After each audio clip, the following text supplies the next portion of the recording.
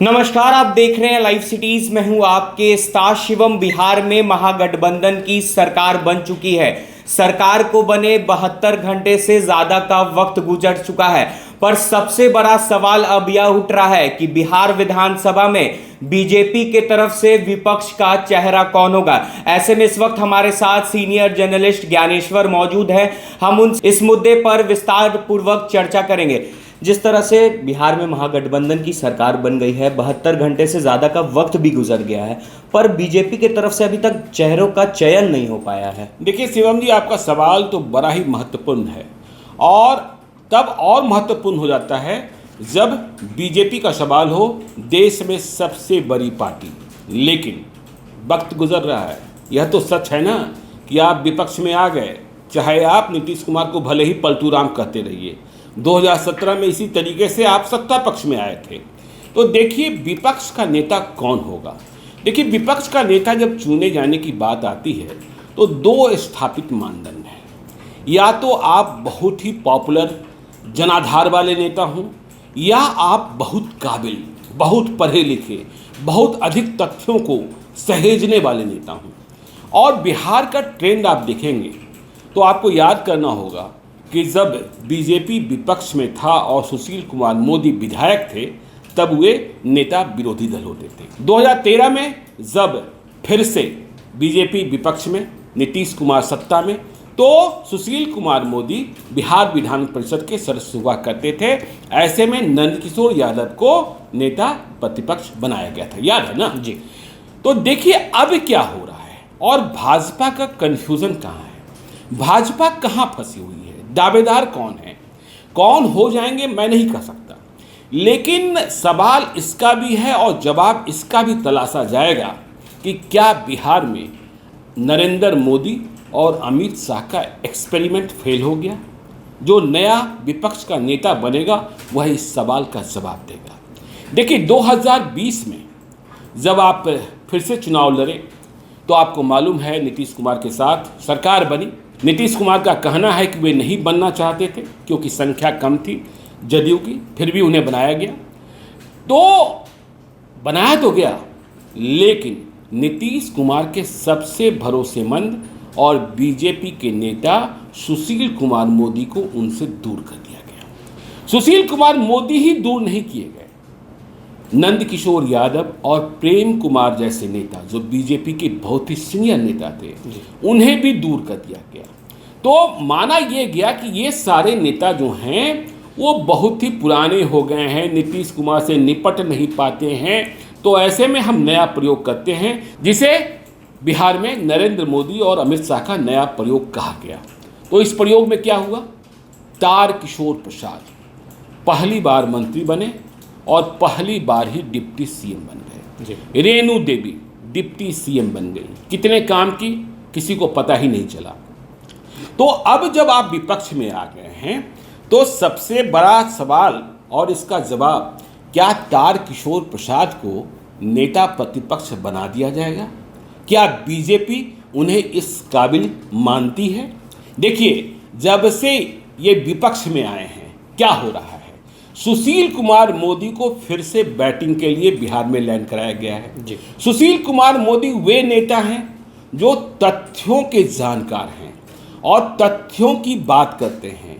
लालू यादव के परिवार को वे सबसे अधिक घेरते हैं, खुलासे करते हैं। तो क्या तारकिशोर प्रसाद के पास इतनी जानकारी है?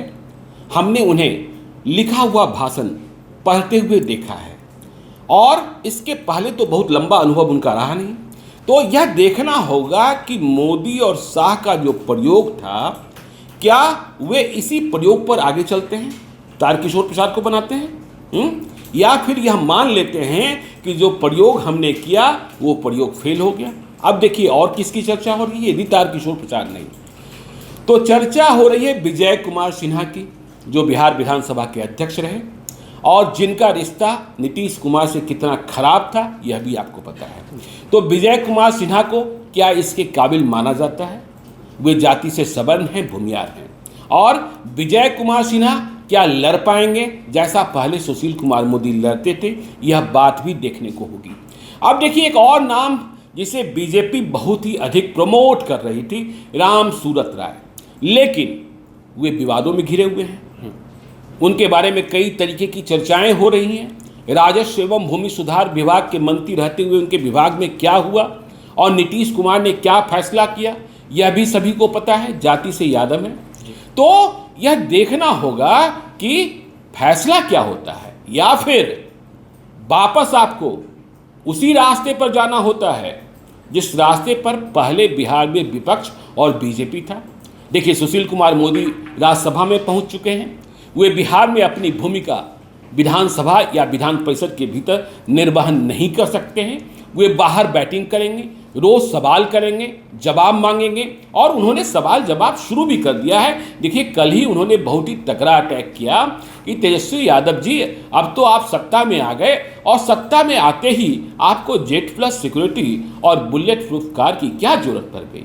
यह भी पूछा कि आप तो वैसे गरीबों के मसीहा हैं कि जब आप इसके पहले डिप्टी सीएम बने थे तो आप 42 एयर कंडीशनर्स के भीतर रहते थे। खैर, सुशील कुमार मोदी अपनी भूमिका में है, लेकिन वे बाहरी बैटिंग कर सकते हैं। सवाल यह है कि विधानसभा के भीतर नेता विपक्ष, नेता प्रतिपक्ष होगा कौन?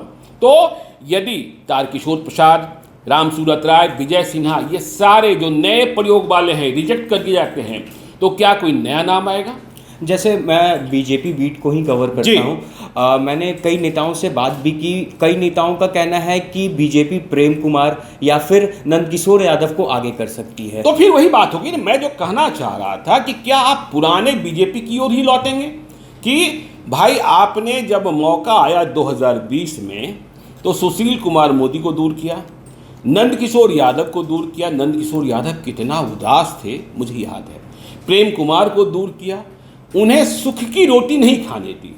और अब जब दुख सहना है, सड़क पर लड़ना है, देखिए अब बीजेपी वाले सड़क पर धरना दे रहे हैं, प्रदर्शन कर रहे हैं।